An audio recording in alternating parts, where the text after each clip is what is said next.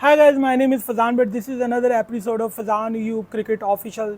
So guys, today I am going to discuss India versus Pakistan match, यानी कि अभी हो रहा है ये मैच एंड रेन डिले हो गई है, मिड ब्रेक में नहीं हम आए बॉस। 4:25 पे बारिश ने कहा मैं हूँ ना स्पॉइल करने के लिए, तो बारिश ने बॉस मैच को किया 4:25 के ऊपर स्पॉइल्ड। और बॉस जिस तरह मैच के ऊपर आने से पहले मैं ज़रा इंडिया की प्लेइंग 11 पे एक बात करना चाहूँगा कि इंडिया ने अपनी प्लेइंग 11 मॉडल सेम खिलाई, सिर्फ केएल राहुल को, जो कि मुझे एज एक्सपेक्टेड था कि रोहित शर्मा केएल राहुल को इस मैच के अंदर ज़रूर डालेंगे, क्योंकि एशिया कप स्टार्ट होने से पहले ही इनके कोच ने कह दिया था कि केएल राहुल पहले 2 मैचेस के अंदर शुरू के अर्ली मैचेस में नहीं होंगे, और एग्जैक्टली इंडिया की टीम ने वही किया, उन्होंने केएल राहुल को इंडक्ट किया। तो I have so much reservation on it कि मेरे ख्याल से उसी सेम टीम के साथ जाना चाहिए था जो टीम लास्ट टाइम खेली थी। केएल राहुल का इंडक्शन आपने कर तो दिया बॉस, लेकिन मेरे ख्याल से जब एक प्लेयर ने उस पर्टिकुलर पोजीशन के ऊपर स्कोर किया हुआ है तो हम उस प्लेयर को खिलाना चाहिए। लेकिन उस प्लेयर बेचारे का मैं नाम जान के नहीं ले रहा कि फ़ायदा नहीं है ना, जब केएल होंगे तो भाई कोई भी हो तो भाई उसका कोई चांस ही नहीं है। तो I am the fan of KL Rahul, but merit के बेसिस पे केएल राहुल आज नहीं खेलते थे, लेकिन अब तक केएल सॉलिड लग रहे हैं। तो अगर वो कर जाएंगे कोई स्कोर इस मैच में, अगर बारिश रुक गई तो लोग मुझे ही कहेंगे कि भाई आप तो ये कह रहे थे, लेकिन बात ये नहीं है, मैं मेरिट की बात कर रहा हूँ।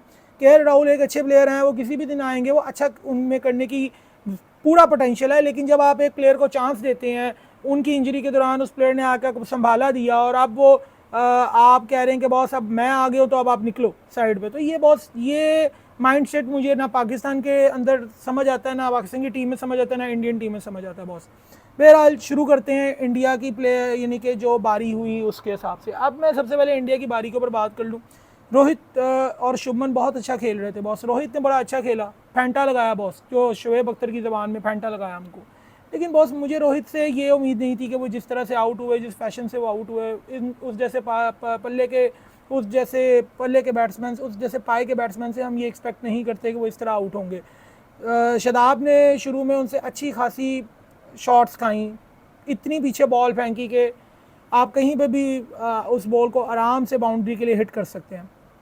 और एक बॉल जो 3 ओवरों में मार खाने के बाद शादाब ने गलती समझी और उसने फ्लाइट कराई। जैसे ही फ्लाइट कराई, शॉट यानी कि ऑफ की साइड पे एक ऊंचा शॉट खेला, बड़ा प्यारा शॉट है, दिखने में तो बहुत प्यारा शॉट था, लेकिन उसका रिजल्ट प्यारा नहीं निकला बॉस। बहुत यानी कि ज़बरदस्त कैच राना फ़हीम अशरफ ने पकड़ा। ऐसे वो भाग रहे थे जैसे कोई ओलंपिक्स में उन्होंने हिस्सा लेना, जिस स्टाइल से पकड़ा। यार इसको ज़रा मैं ठीक कर लूँ, हाँ ठीक है, थोड़ा सा इसको इस तरह करें, हाँ बिल्कुल बिल्कुल बिल्कुल बिल्कुल बिल्कुल। तो बहरहाल जो किया है इन्होंने, जिस तरीके से इन्होंने शॉट खेली है ऑफ साइड के ऊपर, और भागते हुए राना फ़हीम अशरफ ने कैच पकड़ा। 10 मीटर की उन्होंने दौड़ लगाई, ऐसा लग रहा था ओलंपिक्स के अंदर उन्होंने हिस्सा लेना अगले साल। बड़ा ज़बरदस्त कैच पकड़ा। और आई वॉज आप कह लो कि आई वॉज सरप्राइज कि यार अब हमारे भी लोगों की फ़िटनेस इतनी अच्छी हो रही है और इस तरह के कैचेस पकड़ें। एक दफ़ा विराट ने भी कहा था कि अगर फिटनेस अच्छी हो तो आप 2 to 3 मीटर या 4 मीटर या आप एक्स्ट्रा भाग के आप कैच कर लेते हैं, और यही फिटनेस आपसे करवाती है। तो फ़हीम अशरफ की फ़िटनेस मुझे बहुत अच्छी लगी, और hats off to Faheem Ashraf कि उसने अपने फिटनेस को जो है वो बड़ा मेंटेन किया। और ये सब प्लेयर्स के लिए जो बाहर होते हैं उनके लिए लेसन है कि अगर ऐसा हो तो बहुत अपनी फ़िटनेस को बेहतर करो, कभी भी टीम में चांस मिले तो आप फिट रहो। अच्छा, अब फ़हीम के अलावा फ़हीम ने तो बहुत अच्छा कैच कर लिया, और शुभमन का भी जो आउट हुआ, शुभमन बहुत अच्छा खेल रहे थे। अच्छा, शुभमन के बारे में मेरी एक असेसमेंट है बॉस। असेसमेंट ये है बॉस, इधर माइक देख लूँ यार, माइक सही है बॉस, माइक आपके लिए खर्चा बहुत किया, मैंने कहा देख लूँ आवाज़ आ रही है ना। बस शुभमन ने ना जो बहुत अच्छा खेला, बड़ी अच्छी शॉट्स खेली, शाहीन को बड़ा अच्छा खेला शुभमन ने। लेकिन जिस तरह शुभमन जैसे खेलने का स्टाइल है शुभमन का कि 5 शॉट्स खेलते हैं, बड़ी ज़बरदस्त 5 शॉट्स खेलते हैं, और हार्ड हैंड के साथ खेलते हैं शुभमन गिल, सॉफ्ट हैंड के साथ शुभमन नहीं खेलते।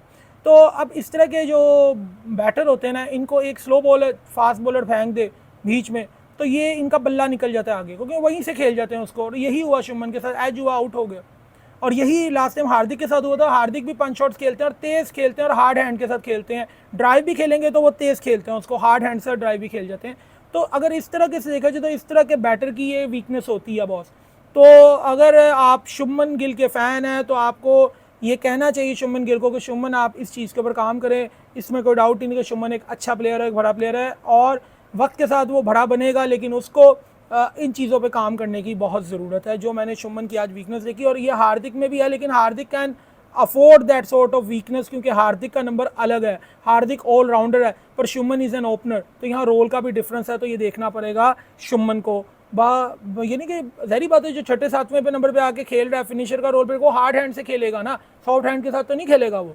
अब महेंद्र सिंह धोनी जब शॉट्स खेलते थे तो वो हार्ड हैंड के साथ खेलते थे, सॉफ्ट हैंड के साथ तो नहीं खेलते होंगे ना वो। हाँ, धोनी जब शुरू में आ जाते तो उन्होंने अपनी बाद में बड़ा अच्छा गेम को मैन्यूवर करते थे और कई बार सॉफ्ट हैंड से भी खेल जाते थे, लेकिन अगर एक फिनिशर का रोल दें तो एक वो हार्ड हैंड से खेलेगा ना, वो स्लोगर जो है वो तेज़ खेलेगा, उसने हिट्स करनी होती हैं तो हिट मारनी होती है। तो लेकिन शुभमन का रोल ज़रा डिफरेंट है, शुभमन को ज़रा देखना चाहिए कि अपनी गेम को यहाँ पे इस एंगल पे आके इसको इम्प्रूव करे, ठीक है ना। इंप्रूवमेंट हमेशा चाहिए होती है, चाहे आप कितने ही बड़े प्लेयर हो, ठीक है। तो ये शुभमन की मुझे नज़र आई है वीकनेस। और आपको याद होगा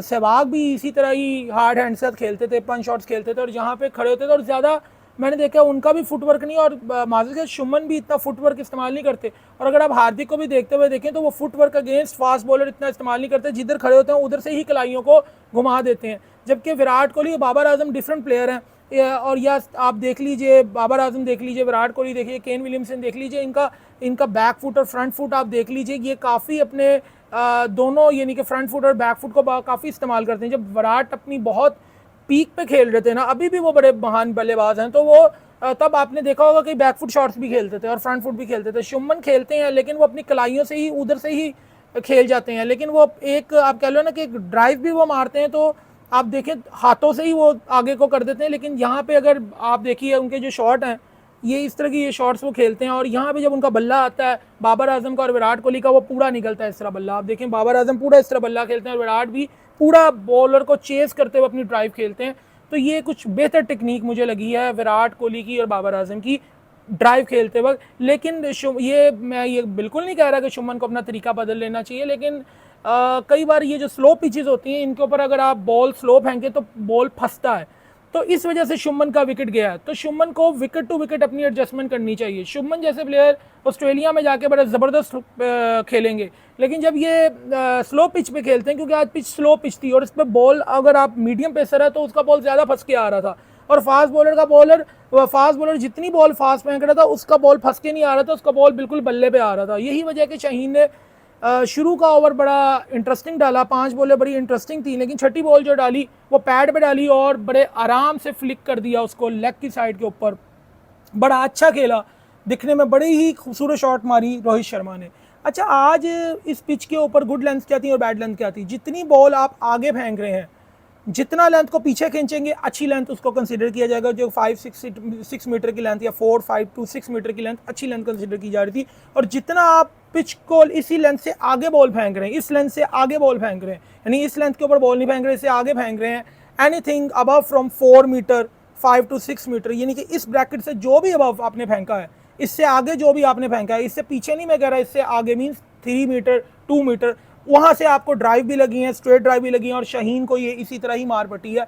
और इसी तरह ही कमेंटेटर्स ने कहा कि इस पिच के ऊपर आप बॉल जितनी लेंथ को पीछे खींचेंगे वो उतना ही अच्छा था, और ये प्रूव किया है नसीम शाह की बॉलिंग ने। नसीम वो हैज़ बीन अनलकी, जो अब तक मैच हुआ Naseem has been unlucky throughout the match, यानी कि अब तक तो जितना भी मैच हुआ उसमें अनलकी रहे हैं नसीम शाह। बड़ी अच्छी बॉलिंग कर रहे थे, और एक तो बीच में से बॉल जा रहा है और दोनों फील्डर्स एक दूसरे की शक्ल देख रहे हैं और कह रहे हैं नहीं हम तो बॉल पकड़ने में इंटरेस्टेड नहीं है बॉस। तो इस तरह की हरकतें पाकिस्तान ने फील्डिंग में की हैं। और आज रिजवान एक अलग ही ट्रिप पे थे, उनको तो डबल साउंड सुनाई दे रहे थे। एक बार उन्होंने केएल राहुल की, यानी कि 2 बारी केएल राहुल की, एक बार शदाब की बॉलिंग पे कहा कि मैंने कैच पकड़ लिया, मुझे सुनाई दिया, तो बाबर ने नहीं लिया। और जब उन्होंने बाद में देखा है यानी कि हाईलाइट्स में, यानी कि उस चीज़ को दोबारा जब रिव्यू किया कमेंटेटर्स ने देखा, तो कमेंटेटर्स ने जब वो बॉल दोबारा उन्होंने दिखाई है तो उसमें कोई भी नहीं था, तो शुक्र है डीआरएस नहीं लिया बाबर ने। फिर उसके बाद आप देखें केएल राहुल का एलबीडब्ल्यू कितना ऊपर था, पट्ट के ऊपर बॉल लग रही केएल राहुल के, बाबर इंडिकेट भी कर रहे हैं, और वो Haris was very enthusiastic at that time, बड़ा वो जोश में थे। तो जोश में बहुत होश नहीं खोने चाहिए, तो आप होश खो रहे थे। और यही पाकिस्तान की वीकनेस है कि ये इंडिया पाकिस्तान में जो अपनी नर्व्स के ऊपर कंट्रोल करेगा वही मैच जीतता है। तो ये चीज़ अभी तक पाकिस्तान ने अच्छी नहीं की। अगर मैच में दोबारा आते हैं तो इन चीज़ों से परहेज़ कीजिए। और इस पिच के ऊपर डिफरेंट लेंथ से, बारिश अगर हुई है उसके बाद शायद बॉल आगे अगर आप फेंकें तो फ़ायदा होगा, अब फ़ायदा होगा, लेकिन अब चूंकि बारिश हुई है तो बॉल शायद अब आगे फेंके तो बॉल को आपको स्विंग भी मिले। अब शायद लेंथ को आगे डालना पड़ेगा, लेंथ आगे करनी पड़ेगी, लेंथ को खींचना नहीं पड़ेगा। शायद मेरे ख्याल से अब पिच का बिहेवियर चेंज होगा। देखते हैं आगे पिच कैसे प्ले करेगी आगे आने वाले मैच के अंदर जो आगे होने वाला है। शादाब खान के बारे में मैं आज ही खतरे की घंटी बजा दूं कि शादाब खान जिस दिन फास्ट बॉलर का ऑफ डे हुआ जो कि आज नज़र आ रहा था, तो शादाब ने मार खाई। हमें एक उसामा मीर जैसा पोटेंशियल वाला स्पिनर खिलाना चाहिए, अपनी प्लेइंग 11 में उसका हिस्सा बनाना चाहिए। शादाब के पीछे से लाएंगे तो शादाब भी अच्छा करेगा।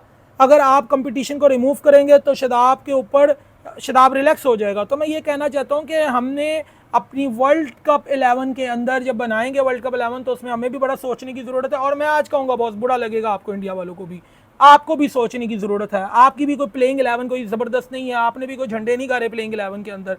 क्यों नहीं आपने सूर्य कुमार यादव को इस चैलेंज में खिलाया, इस टूर्नामेंट में खिलाया? आप बॉस कहेंगे कि हाँ ऑस्ट्रेलिया है, तो इस टूर्नामेंट से क्या फाइंड किया कम्बिनेशन का?